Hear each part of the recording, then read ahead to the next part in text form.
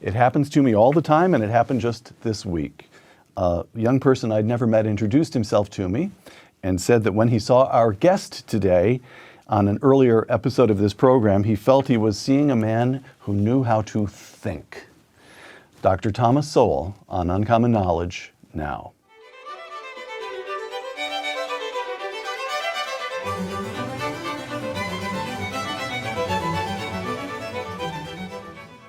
Welcome to Uncommon Knowledge. I'm Peter Robinson.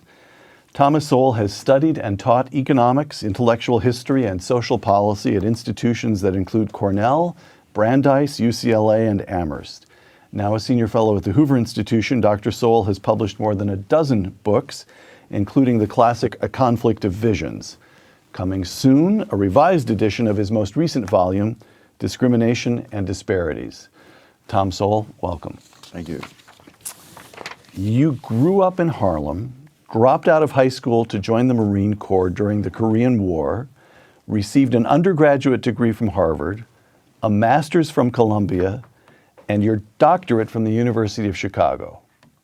All of which pales by comparison with the fact that you once tried out for the Brooklyn Dodgers. But during this period, from Harlem to the University of Chicago, throughout your 20s, you've said, you spent most of the decade of your 20s as a Marxist. Yes. Why? What was the attraction? Well, I guess I first was very puzzled. See, there's one little correction I would make. At age 16, I was a dropout, high school dropout, and I went to work full time as a Western Union messenger. Delivering telegrams. Delivering telegrams. We better say that because there will be a generation that won't know what Western Union was. But go ahead. Yeah, that's true too. Right. And so I worked in the area of Manhattan called the Chelsea District, which is around 23rd Street, 9th Avenue. And at the end of the day, I had several ways of getting back home. The easiest and fastest way was with a subway, which was a nickel in those days. When I was feeling flush, I might go for a bus for a dime. And then when I was really getting reckless, I would take the Fifth Avenue bus, which was the elite of the buses, was 15 cents. And so I would walk over to Fifth Avenue, take that bus. And it would take me up through all the glamorous parts of Fifth Avenue, past the Empire State Building, past the great stores and things of that sort.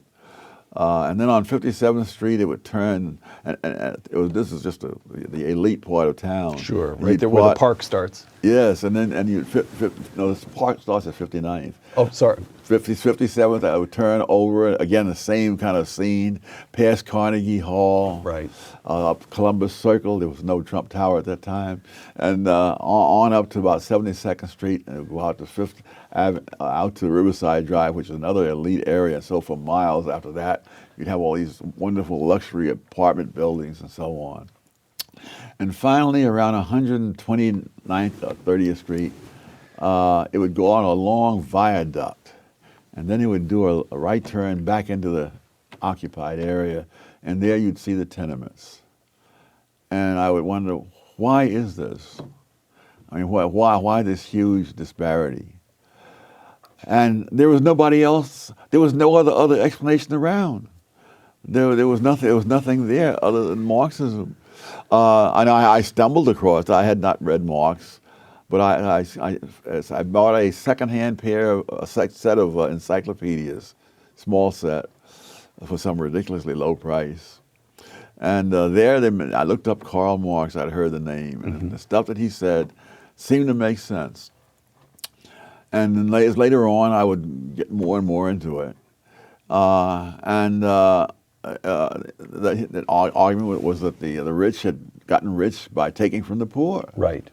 And well, that was one explanation. But what is interesting, there was no other explanation out there really, and that's true largely in our colleges, universities today. But so by the time you went to Harvard undergrad, you drop out at the age of 16, and you start reading Marx in your late teens. I start reading Marx, yes, 1949, at age 19. Age 19.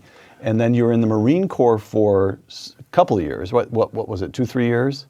2 years. It was actually 1 year, 11 months, and 5 days, but who's counting? But who's counting? All right, so by the time you went to Harvard, you had already become intellectually engaged with Marxism. Yes. And remained, and Harvard didn't talk you out of it, and the study of economics at Harvard didn't talk you out of it, nor did getting a master's at Columbia, nor did getting a doctorate at Chicago dissuade you from Marxism. Is that? And you studied with Milton Friedman of all people. How could you have sat in Milton Friedman's classroom and remained a Marxist? Some people are just stubborn. But what really changed me was not the University of Chicago. It was my first job working in a professional capacity for the government. I was a summer intern. This is after Chicago? Or No, while I was still a graduate student. Got it. And so during the summer vacation, I worked in the U.S. Department of Labor. And I began to realize, from a number of things, that the government is not simply the personification of the general will like Rousseau or others. The government is an the government institutions have their own institutional interests. One involved the minimum wage law. I was a big supporter of that. But I also knew that there was an argument that minimum wage law simply priced low-wage workers out of a job. Mm-hmm. And my first assignment dealt with minimum wages in Puerto Rico. And as I looked at the numbers, I would see as they would jack up the minimum wages, the number of jobs would go down and so forth. But there were two explanations. One was that of the economists, that you priced the people out of a job. And the other was that there were hurricanes that had come through Puerto Rico, you see, during the sugar harvesting. And therefore, and I was studying the sugar industry, and therefore it destroyed a lot of the crop. Therefore, you wouldn't hire as many workers. Now in Chicago, I had been taught that if there are two different theories, there should be some empirical evidence in principle that could distinguish what would happen under one theory from what would happen under the other. Right. And so I wrestled with that for most of the summer. And one morning I came in and I said, I got it. What we need are data on the amount of sugar cane standing in the fields before the hurricane struck. And as I waited for the congratulations, I could see stricken looks around me in the room. Like, this guy has stumbled on something that will ruin us all. You know? And they said, well, we don't have those data. I said, oh, I'll bet the Department of Agriculture has it. He said, well, but that doesn't mean we have it. You'd have to have a request go up the chain of command to the Secretary of Labor.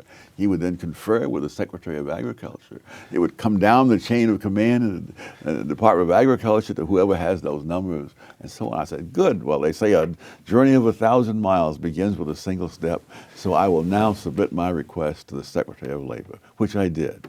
And I am still patiently awaiting this reply. And the institutional fear of the number was what? That it would... The U.S. Department of Labor administers the minimum wage law. I see. And the money and the careers of perhaps a third or some other significant percentage of the Labor Department's resources come from administering the minimum wage law. One of the real farces of all this is that the law itself, Section 4D, I still remember, requires the Labor Department to study the employment effects of minimum wages. And those studies are absolutely a farce. In fact, some years after I left, I did an article saying why those studies were a farce. And when I came back later on to the Labor Department to do some research, one of the older librarians who remembered me turned to the younger librarian and she said, this is the man who wrote that article that has everybody up in arms. So you began to be dissuaded of Marxism. And of government in general, because the government is not out there at the personification of the national interest. Right. They have their own interests, and the Labor Department was clearly an interest in keeping the minimum wage because that's their jobs and careers and power. Which brings us, if I may, to one of my favorite books, your 2000 book. This is a beat-up old copy. Mm-hmm. This book, Conflict of Visions. Yes. Which you published in 2007, and you lay out. I'm sorry. 1987. I beg your pardon, 1987. Reprinted in 2007. Well, beat up as this book is, it turns out this is a reprint, sorry. 1987, and you lay out two competing ways of looking at economics and politics, really two competing ways of looking at life that go back at least 200 years, the constrained vision and the unconstrained vision. The constrained vision, I'm quoting from A Conflict of Visions, sees the evils of the world as deriving from the limited and unhappy choices available, given the inherent moral and intellectual limitations of human beings, close quote. So the constrained vision understands itself as constrained by the limitations of reality itself. Yes. Is that correct? Yes. Okay. In other words, they cannot proceed as so many do, that good things happen automatically, but bad things are somebody's fault. Got it. Got it.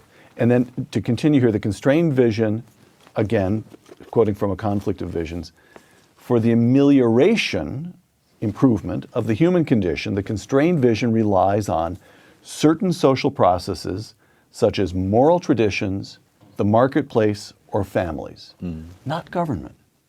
So explain that. Why do we rely on processes rather than the will of the people instituting changes to improve our condition? Well, it doesn't ignore government. Even for the market to work, you have to have a government, as Europe discovered when the Roman Empire collapsed, and the economies collapsed also. But I guess one of the reasons would be that with the government you have surrogate decision makers, and they cannot possibly know as much as the individuals whose personal decisions have been preempted. I see. All right, which brings us to the unconstrained vision. When, again, I'm quoting you, when Rousseau said that man is born free but everywhere in chains, he expressed the essence of the unconstrained vision, in which the fundamental problem is not nature or man, but institutions. Yes. Would you explain that one? Well, he has the notion that, again, that good things happen naturally. And if they're bad things, it's because institutions, including civilization itself, have made these bad things happen. And of course, and I think that's really the implicit assumption behind a lot of things that are said on the left today.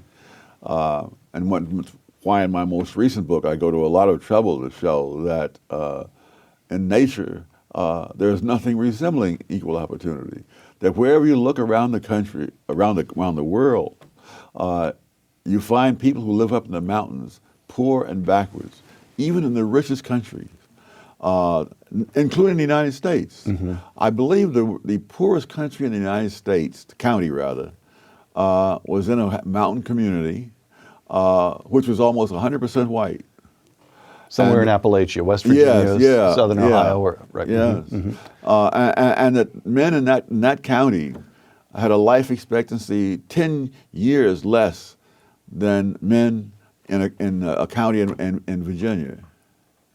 And the unconstrained vision says, let's fix that. Surely we can pass a law that would improve that. And the constrained vision says, well, now wait a moment. If people who live in isolated pockets in mountains are poor and backwards all around the world, and we see this pattern over and over and over again, maybe there's something very deeply rooted in reality about that that's hard for us to get at. Correct? Yes. All right. So in the book, A Conflict of Visions, you're very dispassionate and very analytical, and you lay out the unconstrained vision, and you lay out the constrained vision, and you don't really come out blazing in favor of one or the other. No, that is not a book meant to show that one vision is better than the other. It's there to show you what they are and what you're assuming if you go one direction or another. Okay. And it's to encourage people to understand the implicit assumptions behind all this, without which you're just at loose ends. All right. So, pondering all this, I noticed something, a column that you wrote, this is a couple of years ago, in which you rebutted Nicholas Kristof of the New York Times.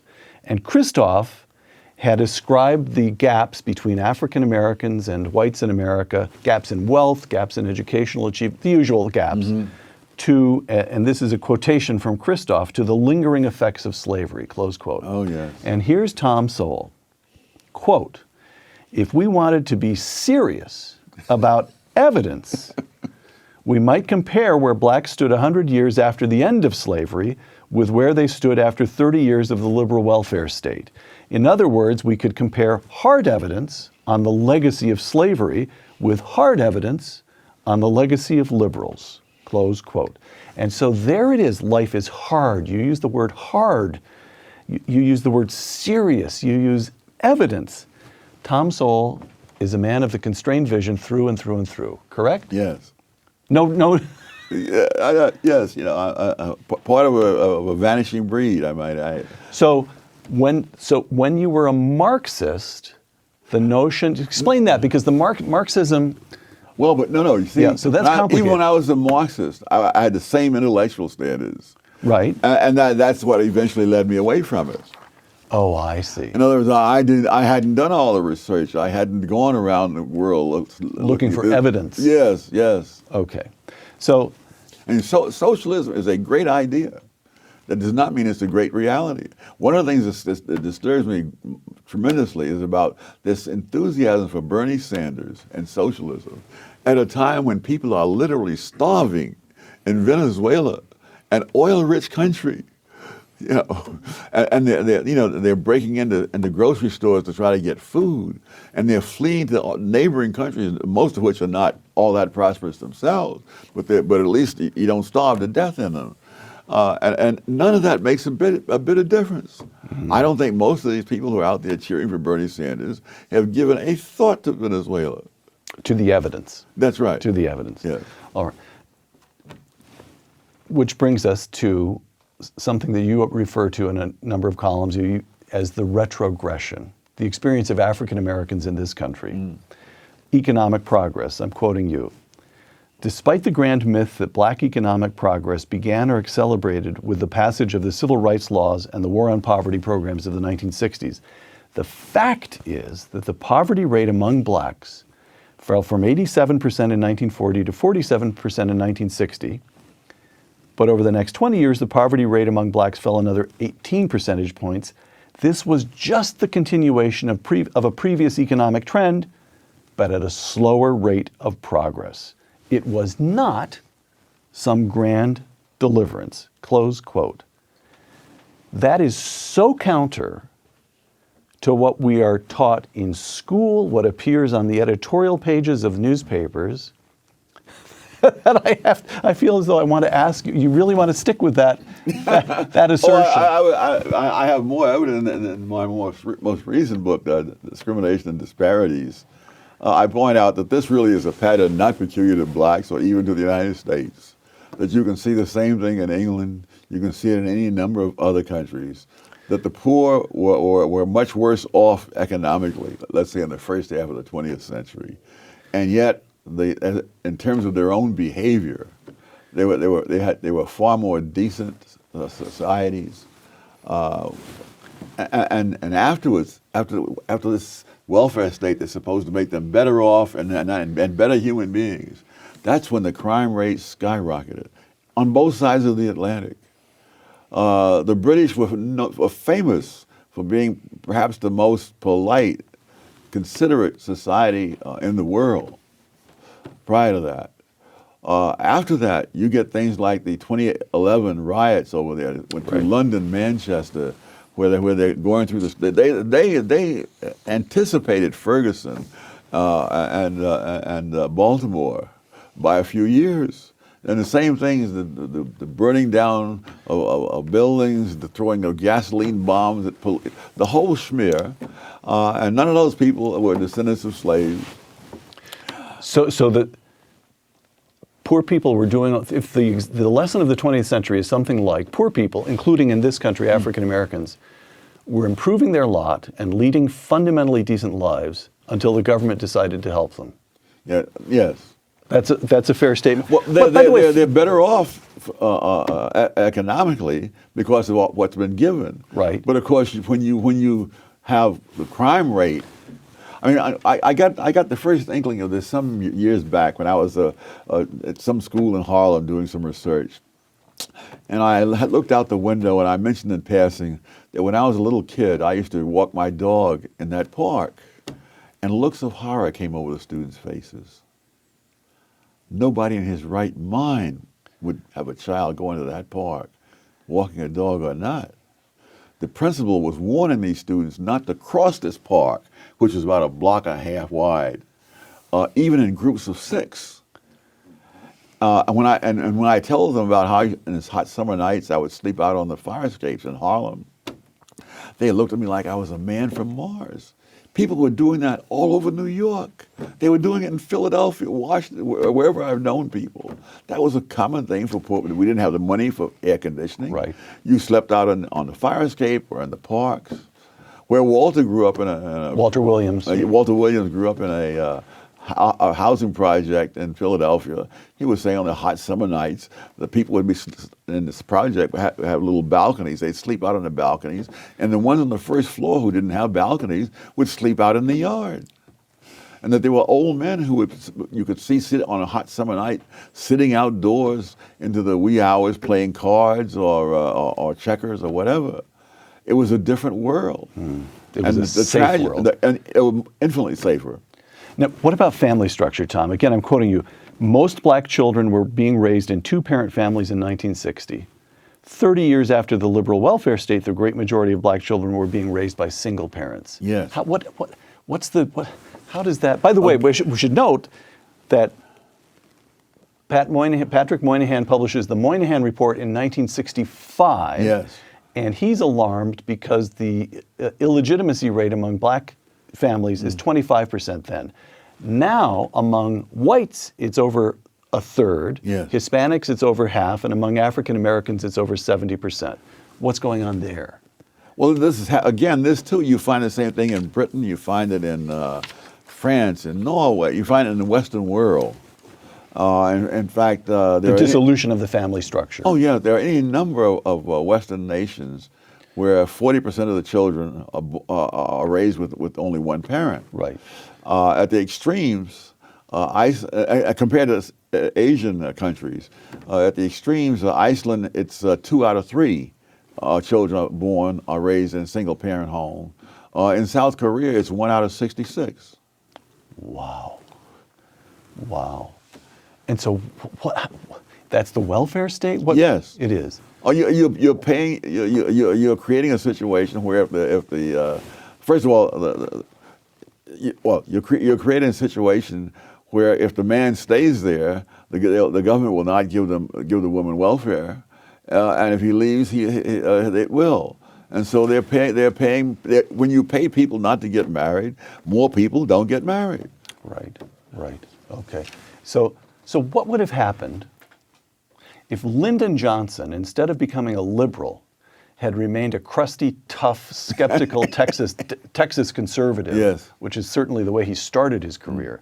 If Lyndon Johnson had embraced the constrained vision, instead of instituting the war on poverty and the Great Society and so forth, what would the country look like today? A lot better. You would not have the same rates for crime and so on. Because, you see, you can't have a welfare state in a democratic country unless you first have a welfare state vision. And when you buy all the assumptions of that vision, then you're buying a lot of trouble. One of the episodes I think epitomized it was in France in this case, that there were knife attacks by various people from North Africa against Chinese people in some suburb of Paris. And one of the things that the attackers said, that why are you attacking the Chinese? And it wasn't because of anything the Chinese had done to them. He said, they have nice clothes and big cars. That's not fair. I mean, that's, egalitarianism as a philosophy is one thing, but the actual consequences of it mean things like resenting other people's good fortune. Right. All right. So one response to the gap, again, I return to this gap between African Americans and other Americans, affirmative action. Yes. Which brings us back to your alma mater, Harvard. According to I'll never live it down. You'll never live it down, yes. You once told me that the principal benefit of a Harvard degree was never again having to be impressed by anybody who had a Harvard degree. Is that right? Absolutely. All right. So these are figures that were published in the Harvard Crimson, the student newspaper. In the Harvard class of 2019, these are the kids who will be graduating next June, The average SAT score for black students was 2149. By the way, these are all good scores, but for black students, 2149, white students, 2218, Asian students, 2300. Well, now that must be reasonable because it's taking place at Harvard, the seat of reason. Well, that wasn't quite how I described it when I was there. Affirmative action. Is that we ought not to be doing this? You know, there are various laws and policies that benefit one group at the expense of another. But I think affirmative action has the distinction of being one that it harms everybody, though in different ways. And so there's a lot of evidence that there are black kids who have all the qualifications to be successes in college, who nevertheless are failures because they are systematically mismatched with institutions whose standards they don't meet, even though they may meet the standards of 80 or 90% of the colleges in America. I remember first aware of this when I was teaching at Cornell, and I found that half the black students at Cornell were on some kind of academic probation. And so I went over to the administration building and looked up the SATs of these students. The average black student at Cornell at that time scored at the 75th percentile. Which is pretty darn good. Yes. And so that means that in most colleges in this country, they would have no trouble, and many of them would be on the dean's list. But at Cornell, the average liberal arts student at that time was in the 99th percentile. And when you're teaching the students like that, you teach at a pace that most people of any race cannot keep up with. And it was always complained that I was assigning all kinds of reading. But heck, I'm teaching kids who are in the top 1%. They can keep up with the reading that I'm assigning. So Cornell was taking very talented black kids and spending 4 years teaching them to feel inadequate. Yes, and succeeding at that.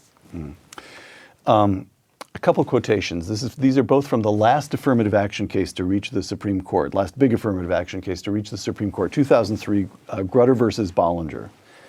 Here's the majority opinion, which was written by Justice Sandra Day O'Connor. Quote, "The court expects that 25 years from now, the use of racial preferences will no longer be necessary." This upholding the use of, in a decision, 5-4 decision, upholding the use of racial preferences. Now, that's quotation one. Here's quotation two, Justice Clarence Thomas, in a dissent. Quote, "I believe that blacks can achieve in every avenue of American life without the meddling of university administrators. The court holds that racial discrimination in admissions should be given another 25 years. While I agree that in 25 years these practices will be illegal, they are illegal now." Close quote. So what do you do with the argument that Justice O'Connor, writing that majority opinion, there's something of the constrained vision there. Look, we have all universities across the country are using these racial preferences as the basis of admission. The best we can hope to do is tell them they ought not to be doing it, that they should be developing other standards, and give them a clock. Is that a reasonable thing to do? No, but it's a universal thing to do. I wrote a book about affirmative action. It was called Affirmative Action Around the World. And I made a couple of international trips at the expense of the Hoover Institution around the world to check on affirmative action. This is one of the most common arguments, and it's absolutely fallacious time and time again. The argument that like so much in the unconstrained vision, it assumes that we have a power that we do not have, cannot have, and never have had. Yeah. In England, there was a man named Scarman who was saying, "For now, we must do this in order to." And in many countries, these programs were set up with an actual cutoff date. So it was set up in Malaysia with a cutoff date, I think, of around 1990, and in Pakistan, it was supposed to go for 10 years. Mm-hmm. None of those cutoff dates has met a thing. These programs not only continue, they increase, they spread. So the idea that you can control the future because of these wonderful sounding words, I can't think of a country in the world where that's ever happened. In the case of Pakistan, they did have an actual cutoff date And because the people in East Pakistan were, for whatever historical reason, way behind the people in West Pakistan. And so there's these preferences for the East Pakistanis. Now, before time for this thing to expire, the East Pakistanis seceded from Pakistan and formed a new nation of Bangladesh. Bangladesh, right. And the preferences continued right on because there were other groups that had been added to it. And so once you get the constituency, you can't say no to them. I see. It is an argument that has never worked out anywhere that I've been able to check. All right. So Tom Sowell says no to the welfare state, no to affirmative action. What is to be done? And now you were kind enough to share with me the galleys of your forthcoming edition of Discrimination and Disparities. Let me give you a few quotations from some of the new chapter in that book. Quote, "The poverty rate among black married couples has been less than 10% every year since 1994. As far back as 1969, young black males whose homes included newspapers, magazines, and library cards had similar incomes to those of their white counterparts. Academic outcomes show a pattern of disparities similar to the pattern of disparities in the amount of time devoted to schoolwork.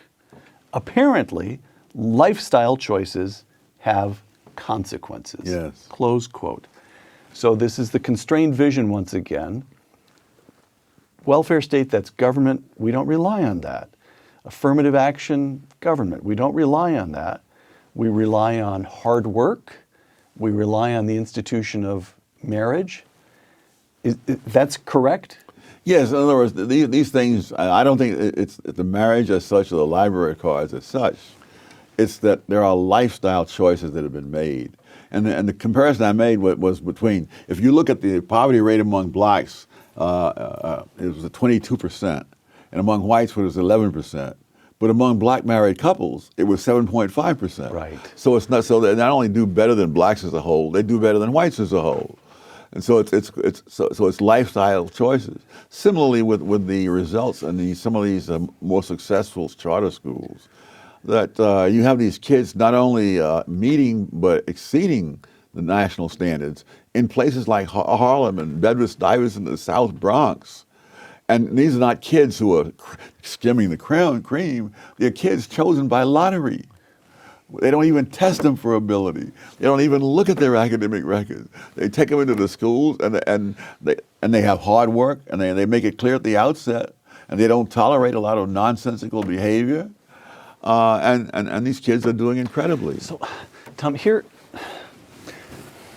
again, I think back to the Moynihan. Well, no, I think so. The Moynihan report in '65, and he was very alarmed by the illegitimacy rate of 25% among African Americans. By the way, in fairness to the late Moynihan, we should point out one reason he was alarmed by this was his own father had walked out on the family when he was 10 years old. He experienced what it meant to kids to have one parent. Okay. And now it's all gotten dramatically worse for whites and Hispanics and black, for everybody. And then I think back beyond that to your experience of Harlem. You drop out of high school and do what? Go on welfare? Start cashing? No, you went to work and you spent some of that money to buy some inexpensive encyclopedias. Yeah. And the Harlem was so. But I feel this council, it's almost a council of despair in that world just seems so utterly vanished. No question.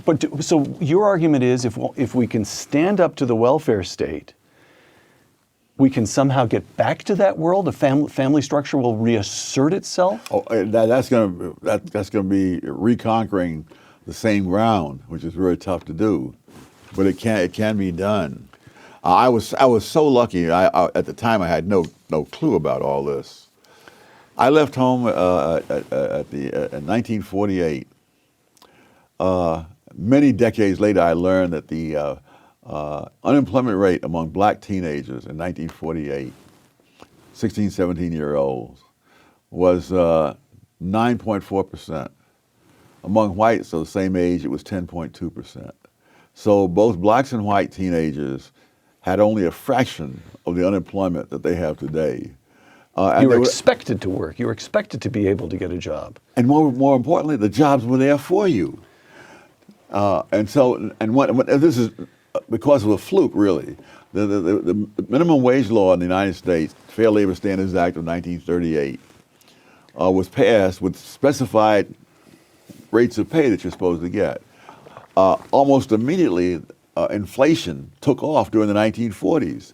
So by 1948, those numbers that were in the law were meaningless. Oh, I see. In other words, when I started out as a Western Union messenger, the minimum wage was 40 cents an hour. I started out at the bottom at 65 cents an hour. So it was the same as if there was no minimum wage. And this is what happened. You had this, and I was so lucky. I, of course, had no clue about any of this. Now a black kid 20 years later comes in there. People have become compassionate. They've raised the minimum wage, so he can't get a job. Got it. And I don't think it does any community any good to have a whole lot of teenage males hanging around on the streets with no job and nothing to do. Right. Tom, so, but another thought here. You're describing a world, Harlem, the urban world, gone. Yeah. But you made visits when you were young. You knew the South as well, didn't you? You went back to the South when you were young from time to time? I say back to the South because, as I recall, you were born in the South. Yeah. Went to New York. Went to New York. Yeah. Well, I think this was courtesy of the Marine Corps, which happened to locate the boot camp in South Carolina and Camp Lejeune in North Carolina. Okay. So what I'm getting at is, you were of the generation that saw Jim Crow with your own eyes. Oh, no question. No question. Okay. So, well, let me read you a quotation. This is from an article that got a lot of attention in The Atlantic a couple of years ago called The Case for Reparations by Ta-Nehisi Coates. Quote, "White supremacy is a force so fundamental to America that it is difficult to imagine the country without it. Reparations is the price we must pay to see ourselves squarely." Close quote. And Tom Sowell, who actually saw Jim Crow with his own eyes and experienced it, responds how? It would be nice to know his evidence for what he said, just to be old-fashioned about it. No, it was a rotten system. But I don't know how we get from that to reparations. I mean, what we see in the United States in terms of the bad things, you see all around the world. If you were to give reparations to everyone whose ancestors had been slaves, I suspect that you would have to give reparations to more than half the entire population of the globe. Slavery was not confined to one set of races. I suspect that most of the people who were either slaves or slave owners around the world were neither white nor black.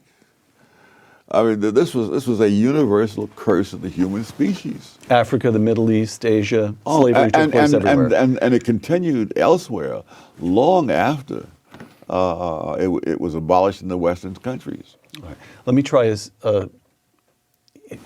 sticking with Ta-Nehisi Coates.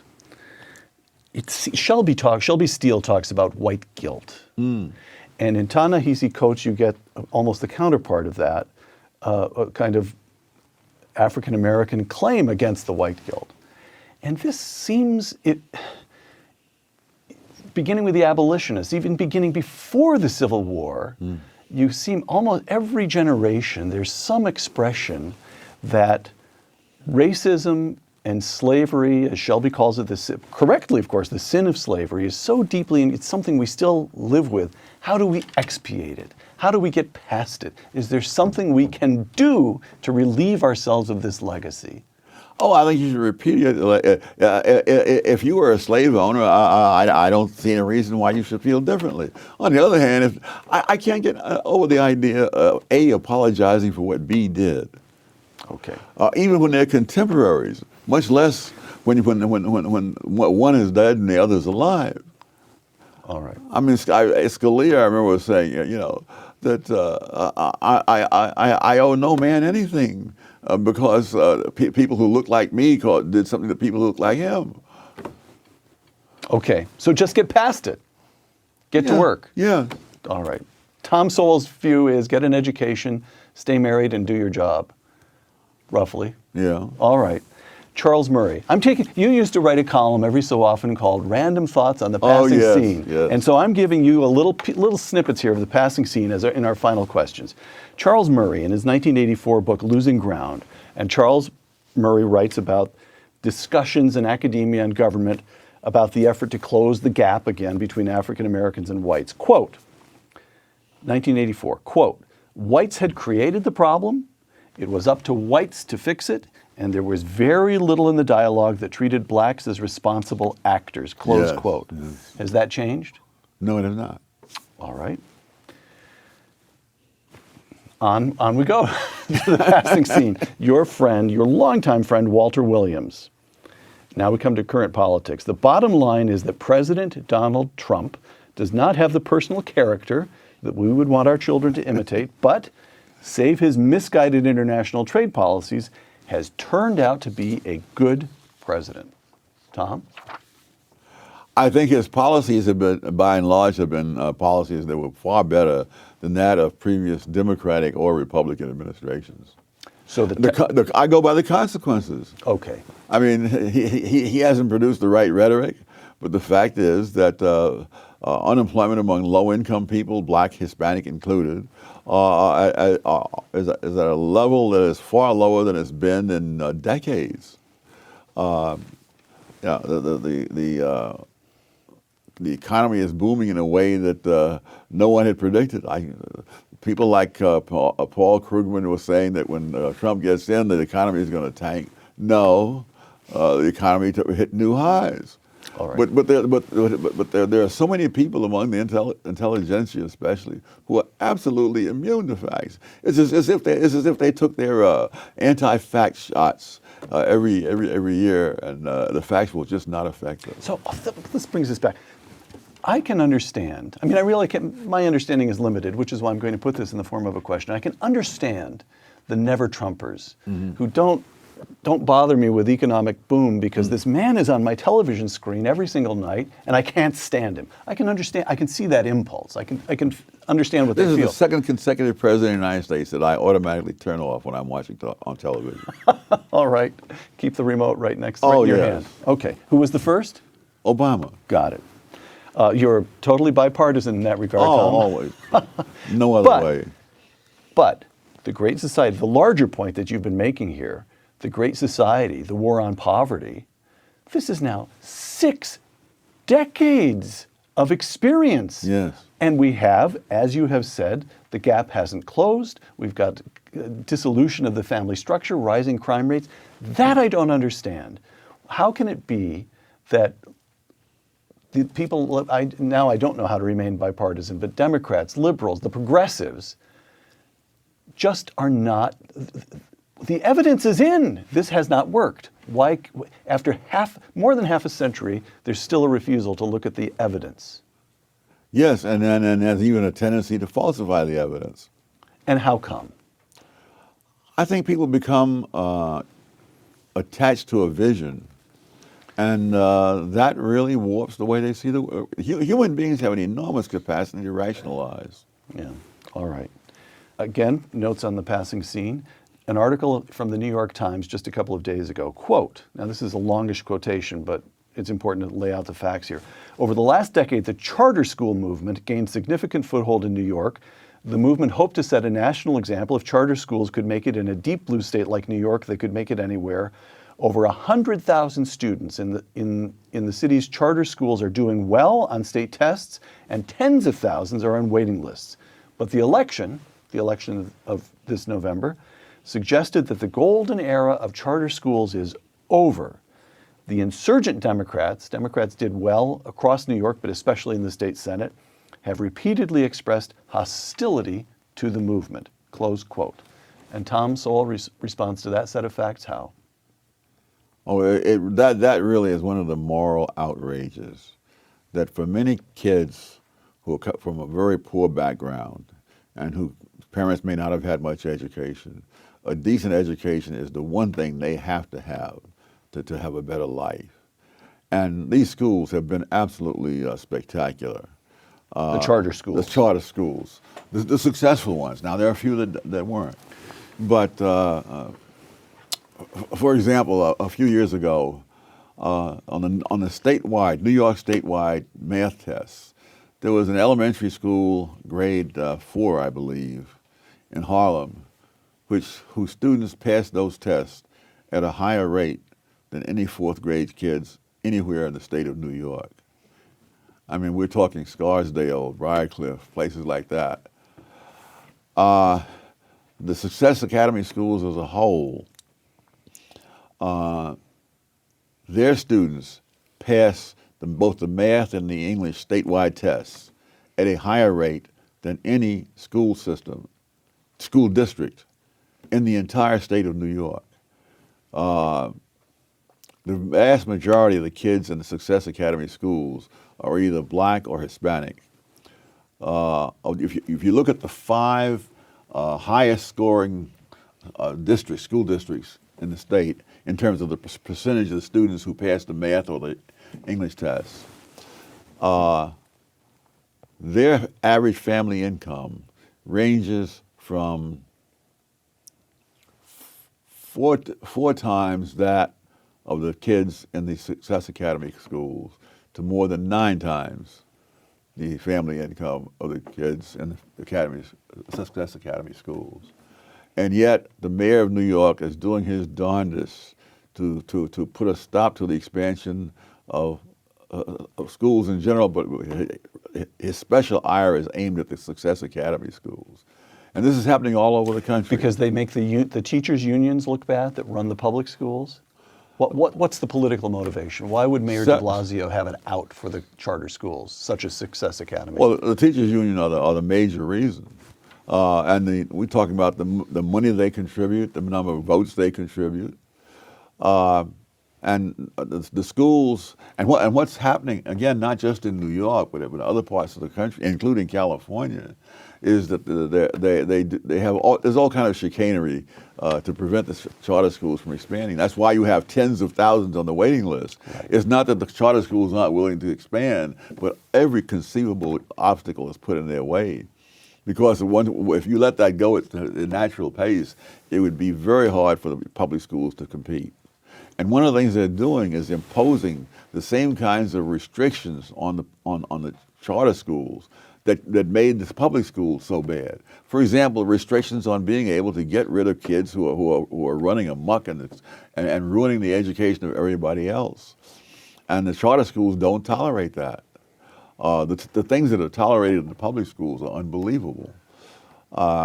So when I asked you a moment ago, how do we bring back the standards of the Harlem in which you grew up, the answer is that's a hard thing to do. But we do know how to do one thing. We do know how to establish schools where the kids in present-day Harlem have a shot. They have a chance of getting a good education. Yeah, you don't have to bring back the past, even if you could, because we have it in the present. We have this happening. And so we know how to do that, and the Democratic establishment in New York wants to shut it down. Yes. And the Republican establishment stands mute. Stands mute. You know, I love talking to you, but I really don't know why. It's all discouraging. Tom, you mentioned a moment ago the way young Americans flock to Bernie Sanders. Gallup poll this summer, the proportion of Americans age 18 to 29 that holds a favorable view of capitalism, 45%. The proportion that holds a favorable view of socialism, 51%.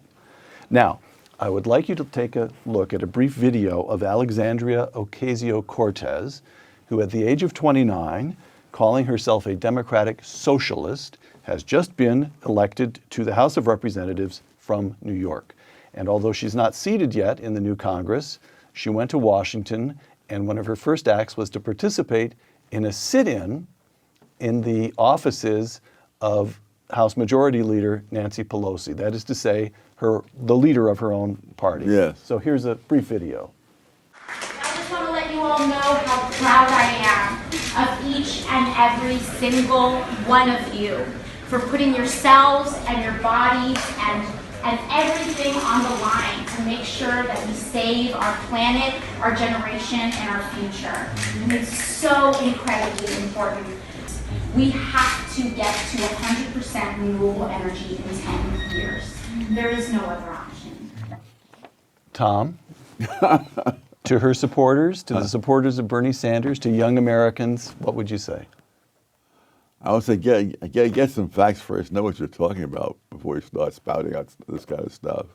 One of the things I do in a new book is I suggest that there's a certain opinion about what happened in the 1920s where the taxes were cut from the highest tax rate was cut down from 73% to 24%. And the argument was, oh, this is tax cuts for the rich. And I have suggested that students and that the Secretary of the Treasury did this in support of a trickle-down theory and so forth. And I suggested that the students would be a wonderful project to go read what the Secretary of the Treasury actually said. Andrew Mellon in the 1920s, Yes. about these tax cuts. And then go on the internet and get the Internal Revenue official data on who paid how much taxes in the 1920s. And it turns out if you do that, you find that Andrew Mellon said the exact opposite of what he is attributed. It is attributed to him in textbooks that have been sold widely for decades on end through successive editions. And what you'll find is that and when the tax rate was at 73%, the people who are making over $100,000 a year, and that's maybe a couple of million in today's money, paid 30% of the taxes. And after the so-called tax cuts for the rich, they paid 65% of all the taxes. And the people with incomes under $5,000, which was a nice income in those days, who were paying 15% when the tax rate was cut, before the tax rate was cut. And after it was cut, they paid just under 1/4% of all the taxes. And so we hear so there's all kinds of indignation in these scholarly books. We're not talking about just political propaganda. How this was a bonanza for the rich and so on. And people with ordinary incomes paid practically nothing in income tax after the tax cuts. And millionaires, the share of millionaires was, I think, 4% before that. And it was 19% afterwards. But the facts simply do not matter. They say these words, they say trickle down, and it's like saying abracadabra, and all the miraculous things follow from that. Tom Sowell, author of a forthcoming edition of Discrimination and Disparities, would you close by reading a brief quotation from your 1987 book, one of my favorites, A Conflict of Visions? Logic, of course, is not the only test of a theory. Empirical evidence is crucial. And yet social visions have shown a remarkable ability to evade, suppress, or explain away discordant evidence. Historic evasions of evidence are a warning, not a model. Dedication to a cause may legitimately entail sacrifices of personal interest, but not sacrifices of mind or conscience. Dr. Thomas Sowell, thank you. Thank you. For Uncommon Knowledge, the Hoover Institution, and Fox Nation, I'm Peter Robinson.